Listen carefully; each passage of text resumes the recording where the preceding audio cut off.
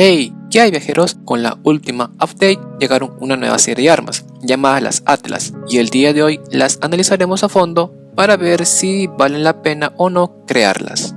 En primer lugar, tienen que saber que estas armas se caracterizan porque poseen bastante daño mágico, por lo que si habría que compararla con alguna de las anteriores, tendría que ser con las Adamant.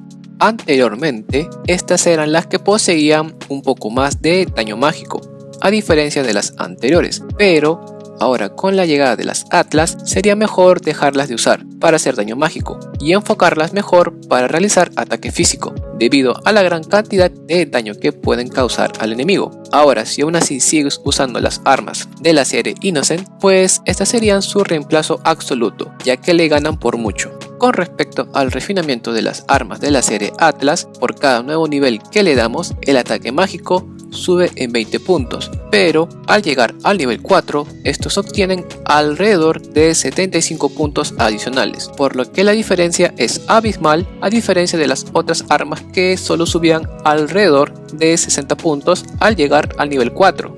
Una vez vista la diferencia entre las Atlas junto a las Adamant y las anteriores armas, de seguro te preguntas ¿y qué hay de la Sacred? Pues para ser sincero, diría que ya no son tan viables del todo seguir usándolas como antes, ya que incluso las Atlas tienen una mayor cantidad de daño físico que estas. El único aspecto en donde las Sacred estarían ganando con respecto a las Atlas sería en la cantidad de SP adicional, ya que tienen 27 puntos más que las otras. Tienes que saber que esta nueva serie de armas la puedes usar en cualquier personaje, pero va a depender mucho del contexto de la batalla, ya que lo habitual es que lo lleven equipado los personajes que hacen más daño mágico, aunque eso no implica que los que hacen daño físico como los espadachines y los cazadores no las lleven equipadas. Un claro ejemplo de ello sería cuando nos enfrentamos al NPC del Battle Tested de la ciudad de Clearbrook, el cual es débil a daño de viento y tomo. Lo normal es que esta arma lo lleven equipada personajes que tienen acceso a daño de viento y además tienen una gran cantidad de ataque mágico, como los magos o bailarines. Pero si no cuentan con alguno de ellos, puedes usar por ejemplo a Scarecrow y con él tranquilamente puedes romperle los escudos al rival de forma rápida, como también podrás hacerle bastante daño.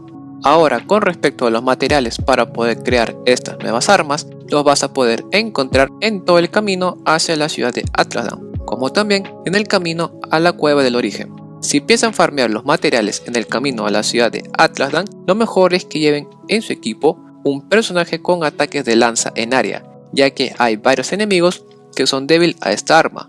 Y si piensan farmear los materiales camino a la cueva del origen, sería bueno que lleven personajes con ataque de fuego en área, ya que de esta forma podrán obtener una gran cantidad de materiales de forma rápida. He de mencionar que los Elite Enemies que te dan los fragmentos para subirles de nivel a las armas se encuentran dispersos esta vez.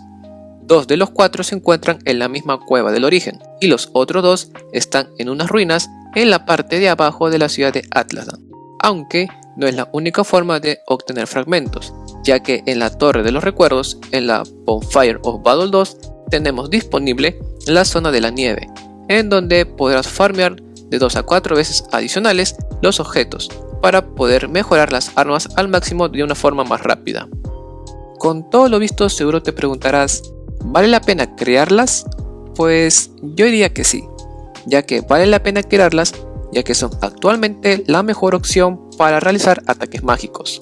Al ser estas las mejores opciones de armas de este tipo, ya no tendríamos la necesidad de equipar accesorios de ataque mágico, sobre todo en la arena, en donde necesitamos derrotar a los campeones y podríamos aprovechar estos espacios vacíos para incluir accesorios que nos brinden otras estadísticas tales como regeneración de HP, SP o alguna otra que aumente nuestras estadísticas.